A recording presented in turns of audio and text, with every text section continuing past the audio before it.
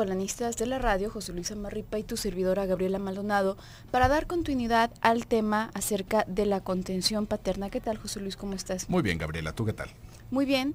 El día de ayer, bueno, ya hicimos como un recorrido a propósito de lo que significa la contención, de cómo puede ser a veces difícil para un hombre verse en ese papel como si se sintiera algo acartonado o algo oxidado. Y también tocábamos puntos importantes acerca de cómo un padre puede brindar esta sensación de seguridad.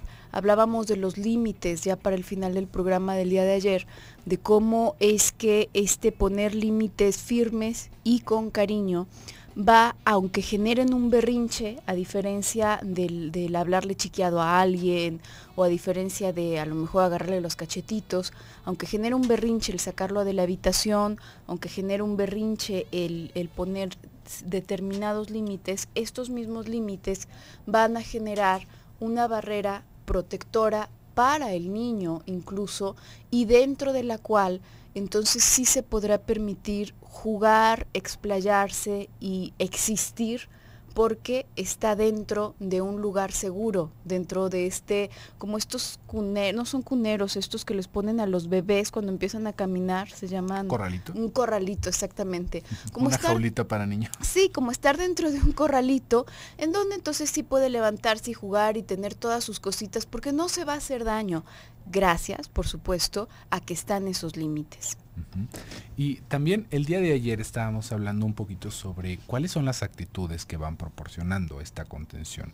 Si esto lo pensáramos desde lo que nos va platicando Winnicott, hablaríamos mucho sobre la mirada, ¿no? Cómo se va construyendo esta relación y cómo se va proporcionando este sustento desde la mirada, ¿no? Esto puede parecer una cosa hasta medio romántica, ¿no? Es que ¿cómo va a ser la mirada? La mirada de la madre es lo que sostiene al niño.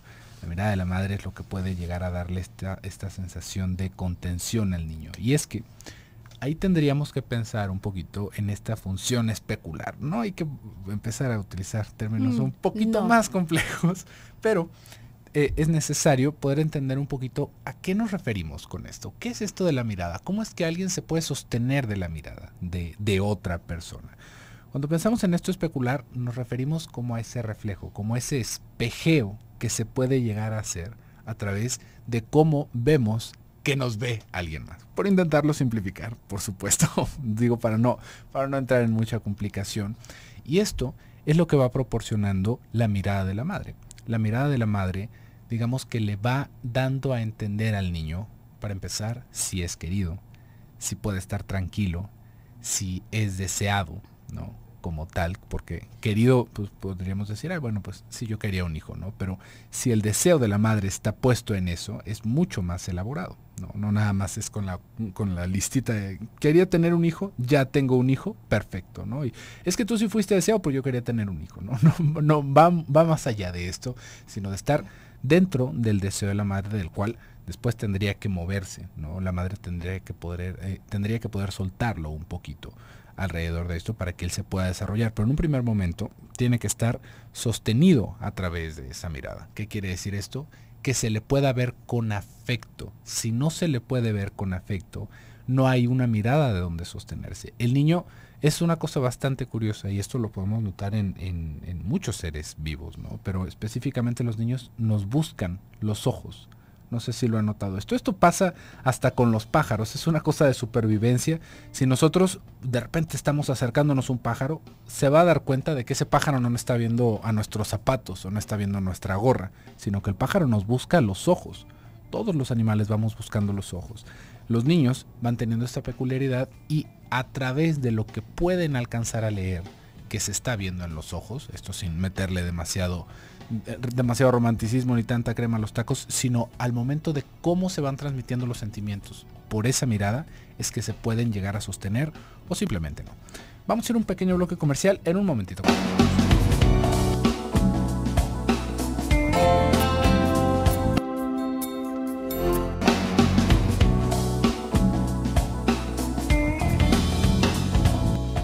Regresamos a tu programa Desde tu Mirada, 6:19. Estamos hablando el día de hoy acerca de la contención paterna. Recuerda que tenemos un número celular a través del cual puedes hacernos llegar mensajes vía WhatsApp. El teléfono es 333-822-3208 y también, por supuesto, los teléfonos en cabina para Guadalajara 31 22 11 90, 36 47 1883 y para el resto de la República hay una línea nacional sin costo 01800 727 5420. Y bueno, regresando a esto que comentábamos en el corte anterior, hay distintas actitudes que pueden transmitir esto. Desde tú mencionabas la mirada, José Luis, los límites son algo que necesariamente también habría que poner la mamá, pero los que brinda el papá son una cosa como tienen un papel muy específico. En días anteriores llegaba una participación ya muy para el final del programa, a veces no nos da tiempo para poder profundizar cuando nos llegan muy por el final, y nos preguntaba la opinión acerca de un cambio de roles, ¿no es cierto, José Luis? Era algo en donde ella se estaba haciendo cargo de lo que comúnmente se hace cargo el hombre, y mientras tanto el hombre se hacía cargo de las tareas del hogar y parecía que le estaba funcionando bien con los hijos. Ahí hay una parte, no únicamente en este caso, y no es más, no necesariamente en este caso, porque hay distintas formas en las que se van configurando las familias, pero aquí la cuestión es que el papel tanto de uno como del otro, tanto de padre como de madre, no es regalado, no es nada más porque exista, no es nada más porque esté ahí polulando por la casa, sino porque le puede transmitir a el hijo, sea varón o se trate de una niña, algo desde su postura, ya sea su postura masculina o su postura femenina. Le puede transmitir este elemento que le va a servir para identificarse y para ir construyendo su propia identidad en el futuro. Muchas veces hablamos del absurdo que supone exigirle a los hijos que sean dóciles a más no poder, que jamás cuestionen nuestras órdenes ni nuestros puntos de vista, y luego sorprenderse de que hacen cualquier cantidad de barbaridades en la calle, ¿no? ¿Cómo es posible que una niña tan bien portada, un niño tan obediente, va y bueno, prueba quién sabe cuántas drogas o hace quién sabe cuántas maldades en la calle, si siempre fue tranquilo en casa, ¿no? Bueno, pues probablemente es una persona que está educada o entrenada más bien para seguir órdenes sin cuestionarlas, y simplemente nosotros asumíamos que las órdenes que nosotros les dábamos eran muy buenas. La cosa es que cuando están afuera siguen con esta misma mecánica de obedecer órdenes y pues les pueden ordenar cualquier cantidad de cosas, ¿no? Que quizás nosotros no vemos tan constructivas. Entonces vemos espero que sea muy clara esta contradicción, ¿no? De pensar que una persona bien portada es una persona que me va a dejar pisar encima de su voluntad. ¿Por qué? Porque esa persona también va a dejar que las otras personas del mundo pisen sobre su voluntad y va a hacer cualquier cosa que estas personas le exijan probablemente. Pero a final de cuentas, lo que podemos entender aquí con este ejemplo muy claro, espero, es que no es que se transmita aquello que decimos simplemente o aquello que exigimos. Yo quiero que sea una buena persona, yo quiero que haga, que crezca para que sea trabajador, para que sea trabajadora, etcétera, etcétera. Transmitimos lo que nosotros tenemos, lo que ya llevamos con nosotros, y lo transmitimos a través de la experiencia, poniéndonos a nosotros mismos como un modelo, como un punto de partida del cual van a tomar estas criaturas para ir construyendo su identidad, no siempre de una forma idéntica. Quizás, vamos a pensar en este papá, que es más tirano, ¿no? Que es más tiránico, simplemente da órdenes, simplemente asusta, le dice que le va a pegar, que ya va a ver si sigue haciendo esto. A lo mejor no se hace una persona tirana, a lo mejor precisamente se vuelve una persona sumisa que hace lo que cualquier otra persona le ordene. ¿Por qué? Por miedo, por costumbre, porque se empieza a generar un vínculo afectivo con cualquier cosa que nos recuerde nuestra infancia, por más descorazonadora que haya sido esta.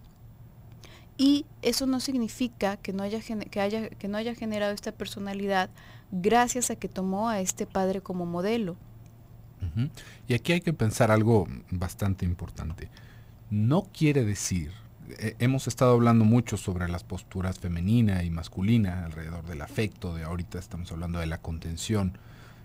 No quiere decir que un hombre, para poder dar esta contención, para poder ser cercano a sus hijos, para ser un padre amoroso, tiene que hacerlo igual que una mujer.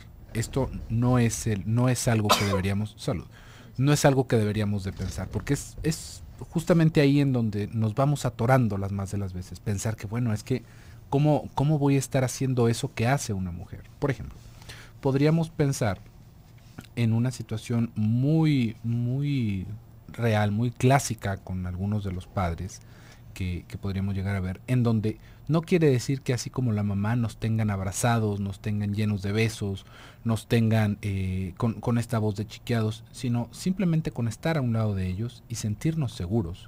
Esta es una cosa que se puede transmitir a través de la palabra y a través de la mirada y a través de todo lo que no se puede decir también con las palabras. No es necesario que estén estos arrumacos y que sea el papá chiqueado y que entonces todo lo que yo quiero para que yo me sienta querido por mi padre, porque esa es una gran falacia que vamos sosteniendo a veces con ciertas posturas pseudo psicológicas. Es que a mí mi padre nunca me dijo que me quería, ¿no? Es algo que me ha distanciado enormemente de él, ¿no? Y uno puede decir, a ver, ¿cuántas de esas cosas es necesario verbalizarlas como para poderlas experimentar? Muchas veces, no quiere decir que esto no suceda, y muchas veces cuando vemos este tipo de situaciones en donde mi padre nunca me dijo que me quería, yo nunca me sentí querido por mi padre. No que me lo haya dicho, no me lo haya dicho, igual y lo dijo en algún momento y bueno, ni siquiera fue algo trascendente. Pero ahí lo que podemos ver más a menudo es la insatisfacción alrededor de que no fue lo suficiente, no me sentí lo suficientemente querido por mi padre, o no me sentí cercano a mi padre. Él siempre fue esta persona lejana, fría, y yo no podría decir, bueno, ¿cómo es lejano y frío? ¿No? Bueno, pues es que él no me decía eso, no me apapachaba como mi mamá, no me cargaba, bueno, podríamos pensar que no estaban esas manifestaciones de afecto, pero hay muchas otras que no son iguales, ¿no? Podríamos pensar en algo tan simple, ¿no? El que haya alguien que esté al cuidado de que a nosotros no nos haga falta nada de lo básico cuando somos pequeñitos, ¿no? Que sea una persona que esté preocupada, genuinamente preocupada, no estas personas que van y dejan el gasto y se desaparecen el resto, sino que literalmente estar al pendiente de lo que falta. Si nos están haciendo falta zapatos, si nos está haciendo falta ropa, si queremos algún juguete. Y esto no quiere decir que nos lo van a traer vestido de Santa Claus y haciendo la faramaya hoy, vamos a tener las fotos más hermosas de familia. No, pero hay personas, hay hombres específicamente, que por lo mismo que estuvimos hablando alrededor de las muestras afectivas en los hombres, no se permiten ser así de efusivos, sería la palabra, a la hora de intentar acercarse de una manera afectuosa, cariñosa a sus hijos, sino que es más esta idea de, mientras tú estés bien, yo te estoy demostrando que te quiero, ¿no? Si estás enfermo, yo te voy a llevar al doctor, si necesitas algo, yo voy a estar aquí para ti, porque no estoy hecho de forma que yo te vaya a abrazar y te vaya a hacer así como lo hace tu madre, pero sabiendo que yo estoy aquí, ¿no? Sabiendo que yo estoy acá atrás respaldándote para lo que te pueda hacer falta y preocupado por tu futuro, preocupado por tu persona e intentando darte un buen ejemplo, ¿no? Siendo una persona de valores, una persona íntegra para que tú puedas sentir eso en casa. No es necesario que nos pongamos con arrumacos, como le digo, porque esto acaba abaratando esta idea y vamos pensando entonces que el mundo tendría que ser esta burbuja mágica, multicolores, en donde todos recibiéramos el afecto que queremos, de la manera que queremos y en todo momento que queramos, para que de esa manera pudiéramos ser felices y no tener ningún trauma. No hay que engañarnos con eso. Vamos a hacer un pequeño bloque comercial en un momento.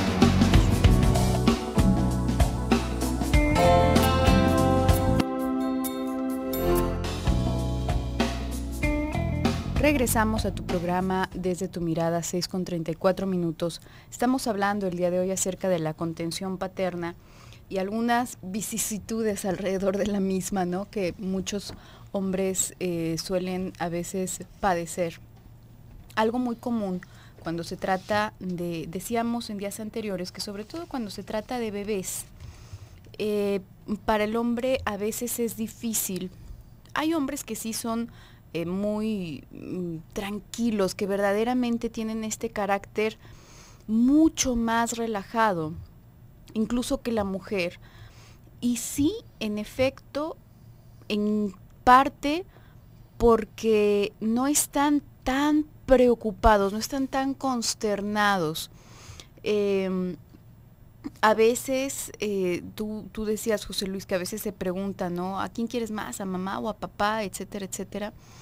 Y está la contraparte en donde por lo general las mamás están más apegadas a la criaturita, por motivos narcisistas si queremos, pero a final de cuentas todo lo que nos vincula con otras personas y cosas son motivos narcisistas. Esto no es algo malo precisamente. Entonces, esto le permite de alguna forma tener una cierta actitud más relajada que puede ser verdaderamente benéfica para los niños. A veces, desde que son bebés, son mucho más tranquilos para cargarlos, para hacerles, para que si les sale una roncha, pues no pasa nada, es una roncha y la mamá ya se está imaginando que a lo mejor una viuda negra fue y picó a su niño, ¿no? Y que ya lo está queriendo llevar al hospital y buscando al insecto para echarlo en alcohol. Pero en muchas ocasiones está esta dificultad como para tomarlo, que se va desvaneciendo una vez que va creciendo el niño, que ya habla, que ya camina, etcétera, etcétera. Cuando se trata de niñas, es también común que en el caso del hombre, del papá, si bien quizás pudo ser cariñoso y acercarse, tener una relación más estrecha con su hija, hasta cierto momento, una vez que llega a la adolescencia, de pronto como que se oxida. Si no estaba oxidado, si nunca estuvo oxidado, se oxida, o bien se vuelve a oxidar, si ya le había pasado cuando esta era una bebecita. Y aquí podemos encontrar pues un terrible sentimiento de abandono por muchísimas hijas, ¿no? ¿Por qué? Porque de pronto lo viven como que hubiesen caído de la gracia del papá, ¿no? De pronto ya no se les acercaba, de pronto ya todo era referencia con la mamá, que se dirigiera con la mamá para hacer cualquier clase de pregunta, de comentario. De pronto fue una distancia muy significativa. Y esto tiene que ver, en efecto, con las modificaciones que aparecen durante la adolescencia y precisamente esto que venimos hablando desde antes de tocar este tema, ¿no? Desde las demostraciones de afecto en los hombres, etcétera, etcétera. Como cuando se trata de un hombre, hay ciertas cosas mucho más perseguidas y digamos que hay ciertos límites que quizás generalmente un padre está más al tanto de que debería de respetar ciertos límites. Está más al tanto, por ejemplo, de que si la hija ya está entrando a la adolescencia, se está convirtiendo en mujer, hay ciertos acercamientos que no debería de tener con ella y ya no se los va a permitir, va a tomar distancia. Es mucho más probable que un padre, por su propia cuenta, tome cierta distancia física en las demostraciones físicas hacia la hija y cuestiones por el estilo. La cosa aquí es que esto debería ir para ambos padres, no nada más para el hombre, también la mujer debería de tener estos límites y debería de ir marcando esas distancias. Las mujeres no lo hacen generalmente por lo que estuvimos hablando justamente en días anteriores. En una mujer se perdona esto, una mujer que va y ya si el hijo, varón o hija, le puede decir fuera de la secundaria, no me beses porque me da mucha pena. Bueno, agarran y lo agarran a besos a propósito para que sea motivo de risa, ¿no? Ay, es que le da mucha pena y entonces, y esto no es perseguido verdaderamente. Ya está el muchacho todo molesto, todo manchado de pintura de labios y es motivo de risa. Si un padre hiciese eso, sería muy mal visto, ¿no? Esto hace que por lo general los hombres, por lo general, reitero, porque no siempre ocurre eso, pero por lo general tienen más conciencia de los límites que deben de tomar en función a la cercanía con las hijas específicamente. Esta conciencia deberían de tenerla también las mujeres y deberían de ir respetando también esas distancias. ¿Por qué? Otra vez estamos hablando de límites y hablar de contención es hablar de límites. Por eso cuando hablamos de contención, de esta sensación de bienestar, de esta sensación de estar sostenido, de esta sensación, no nos referimos a una cosa cursi, tierna, romántica. No, nos referimos precisamente a esa sensación de estar a salvo. ¿Por qué? Porque hay límites, tanto los padres se ponen límites como me ponen límites. Y esto es algo muy poco valorado como tal, ¿no? Cuando escuchamos sobre los límites, todos nos imaginamos poner castigos, ser fríos, hacer este tipo de cosas. No. Es una cosa bastante curiosa. Si recuperamos un poquito de la experiencia de Sigmund Freud alrededor de el psicoanálisis de las histerias, hay algo que Freud fue encontrando recurrente en sus pacientes que iban teniendo esta configuración psíquica que las llevaba hacia la histeria, y era un recuerdo de un abuso sexual por parte del padre. Esto es algo bastante interesante, así que ponga atención. Esto, en un principio Freud lo pensaba, y todavía hay personas 200 años después que siguen pensándolo, que es el inicio de las enfermedades, que estamos alrededor de que hubo algo que sucedió en el pasado, real, que se generó como un trauma y que esto detiene el correcto desarrollo y el funcionamiento psíquico en las personas. Esto, después Freud se da cuenta de que no era cierto, pero las mujeres que iban visitando su consultorio, de todas maneras, iban dando este dato, ¿no? Es que mi padre abusó de mí, mi padre fue muy cercano a mí, mi papá me tocó, yo tengo el recuerdo en el que sucedió esto, él me miraba con ojos de tal o de cual. Y Freud se acaba dando cuenta de que no fueron situaciones reales, concretas, en donde el padre haya abusado de estas muchachitas, sino que fueron situaciones que dejaron una cierta ambivalencia, una cercanía incómoda que no involucraba como tal un abuso, sino que dentro de esa misma cercanía, el propio deseo de la niña se iba desfigurando e iba haciendo una fábula alrededor de ese encuentro sexual con el padre. Y esto, aunque no hubiera sido cierto, es suficiente para generar una configuración psíquica muy específica como la de la histeria. Esto y muchas otras cosas, pero esto fue un gran descubrimiento para el psicoanálisis porque ahí nos podemos dar cuenta de que uno se enferma hasta de lo que no se come, para que me entienda, ¿no? Ahí hay una enfermedad por representación, no por una causa traumática en sí.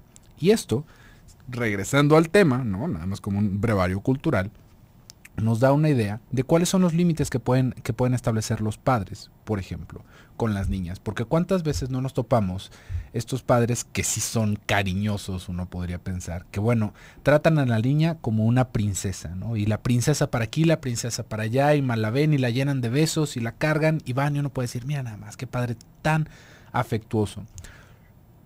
El afecto no es abrazarse nada más y llenarse de besos. Esto va para un lado totalmente distinto. Y si los padres no pueden también establecer una distancia en lo que tiene que ver con el contacto corporal y las, digamos, expresiones de afecto de esta manera con sus hijos y con sus hijas, eso es no poner límites. Ahí hay algo que queda desdibujado. ¿Por qué? Porque no nos damos cuenta de que los hijos, de que las niñas, están enamoradísimas muchas veces del padre. Enamoradísimas. ¿Por qué? Pues por todo lo que hemos hablado acá alrededor del complejo de Edipo. Y ahí no me salga con que el complejo de Electra es el complejo de Edipo y es lo mismo. No, no, por favor. No va por ahí. Pero todo lo que se va viviendo en el Edipo tiene a la personita, hombre o mujer, con fuertes afectos hacia esa figura paterna. Y si esa figura paterna se los cumple a través de toda esta fantasía de que tú eres mi princesa, ¿no? Tú eres como mi reina y que en algún momento tú vas a ser y bla, bla, bla. Ya descompusimos ahí ese funcionamiento psíquico y justamente ahí es en donde esos límites se desdibujan y se acaba viviendo como una cercanía que no permite desarrollarse perfectamente. Vamos a ir a un pequeño bloque comercial en un momento.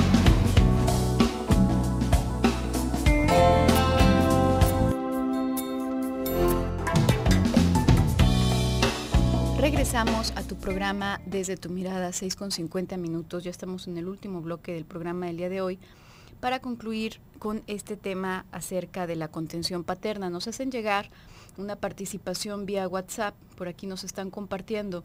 Mi padre nunca fue cercano a nosotros, sus hijos. Yo siempre lo sentí muy poco interesado en nosotros, éramos como una carga. Nunca estaba al pendiente de nuestras necesidades en ningún aspecto. Mi madre tenía que andar diciéndole que ocupábamos tal o cual cosa y nunca tenía. Siempre teníamos que esperar o hacía las cosas a medias como con ganas de que nunca le pidiéramos nada. Pero para el alcohol siempre hubo. Hoy soy una persona sin carácter, agachón, sin personalidad, sin amigos. Gracias, muchas gracias por compartirnos esto, Benjamín. Y aquí hay una cuestión importante, por eso decíamos hace un momento, la figura de estas personas es lo que nos prestan como punto de partida, como un modelo de donde podemos tomar. No nos vayamos recuerden, el pensamiento lineal, este pensamiento tan reduccionista de decir siempre que pasa tal cosa. Muchísimas ramas de la psicología y pseudopsicologías que aparecen se quieren ir por esto, ¿no? Si tú sueñas tal cosa significa tal cosa, si tú tienes tal enfermedad es porque tal sentimiento, siempre de esta forma reduccionista y direccional. No significa que si tuviste un padre alcohólico, entonces vayas a ser una persona alcohólica. Si tuviste un padre violento, entonces vayas a ser una persona violenta. Las vías por las que se va haciendo esa asociación y se va haciendo esa identificación con el padre son diversas. Acá definitivamente no lo podría saber de cierto, con la información que nos das, pero suena un poco tú hablas pues de un alcoholismo necesariamente, y suena a un perfil de este alcohólico depresivo, además, de este alcohólico que no puede sostener a la familia, que se agobia, que le agobian todas las necesidades que van surgiendo de los hijos, de la esposa y probablemente de muchos más ámbitos que estén alrededor. Tú dices, para el alcohol siempre había dinero. El alcohol es como una especie de escape, ¿no es cierto?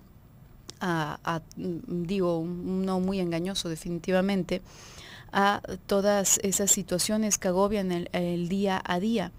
Y tú mismo te vas sintiendo con esta ausencia de carácter y con esta, suena como estar sumamente disperso, ¿no? Como estar un tanto perdido, sin mucha presencia en el mundo.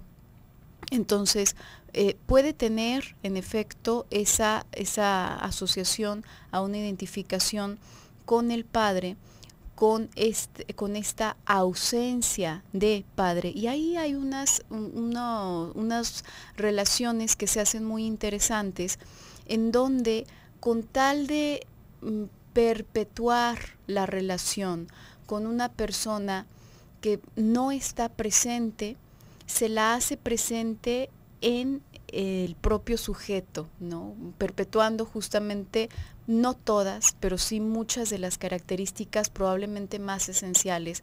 Por ejemplo, y reitero, no estoy diciendo que ese sea el caso, digo, son muy pocos los datos como para afirmarlo.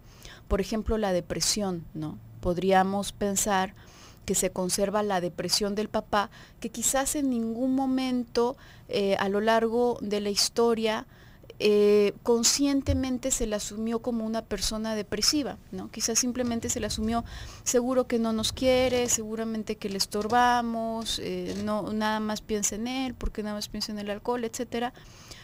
Pero a un nivel inconsciente, digamos, alcanzamos a percibir otros aspectos más esenciales, que esos son los que nos quedan, esos son de los que nos agarramos y de los que se sirven las identificaciones con las que en el futuro vamos formando nuestra personalidad, nuestra identidad.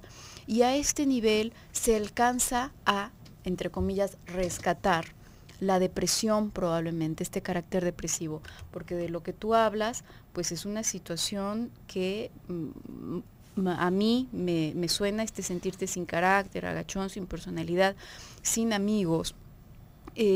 Suena a un cuadro que va por lo depresivo, ¿no?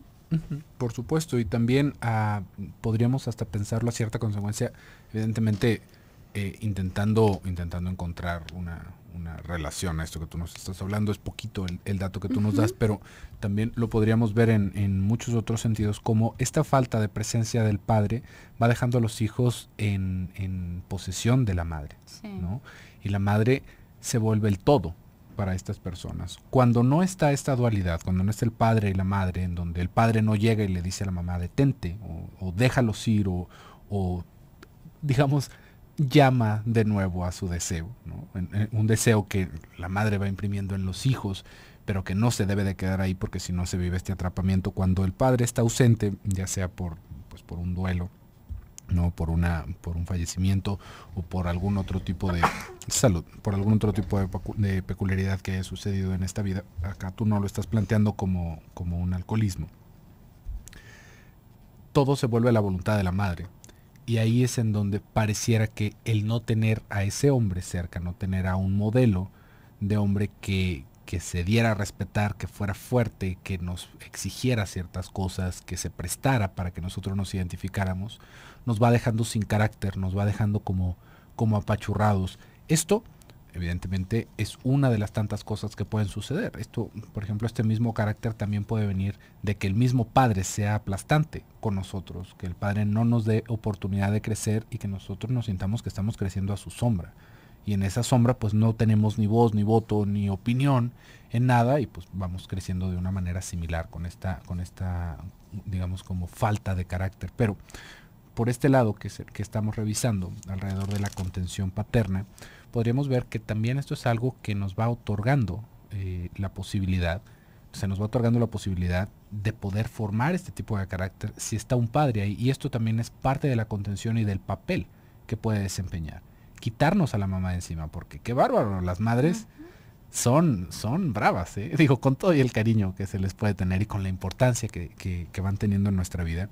Digamos que para la mujer va siendo bastante complicado sacarse esta idea de que somos suyos, de que somos de su propiedad, porque ya lo habíamos dicho en algún otro momento, salimos de su vientre. Imagínense, ¿no? Es como pensar que una parte mía se me está revelando, ¿no? No va entrando tan fácil este concepto, y esto estamos hablándolo a un nivel inconsciente, no creo que porque básicamente todos se vayan pensando como si fuéramos un brazo, aunque hay personas que así lo van describiendo conscientemente, pero digamos que este encimamiento que vamos teniendo de la madre es una de las cosas que debería de estar ahí un padre fuerte, con carácter, para detenerlo, para permitirnos resurgir de ese afecto aplastante que a veces van siendo las mamás. Esto es otra de las cosas que también se puede prestar como una contención. Y esto lo podemos ir viendo como hay personas que lo dicen casi como hasta de chiste, ¿no? Es que ya le pregunté a mi mamá o ya le pregunté a mi papá, pero luego le pregunto al otro, ¿no? Y ya que le pregunto al otro, pareciera como que estamos haciendo trampita, porque estamos buscando quién sí nos da la positiva, ¿no? Es que siempre le digo a mi mamá y mi mamá me dice que no, pero le digo a mi papá y mi papá como que me apoya a veces cuando son cosas que yo quiero hacer. Pareciera que es una trampa, pero lo que estamos viviendo ahí es ese apoyo de alguien más. Esa diversidad, esa otra mirada. Esa otra mirada en la que yo me quiero subir a ese juego, no, es muy peligroso, te vas a vomitar. Y voltea el papá y dice, súbete, y si te vomitas, te vas a limpiar al baño, ¿no? Es que se va a enfermar, es que le va a pasar y ya, ¿no?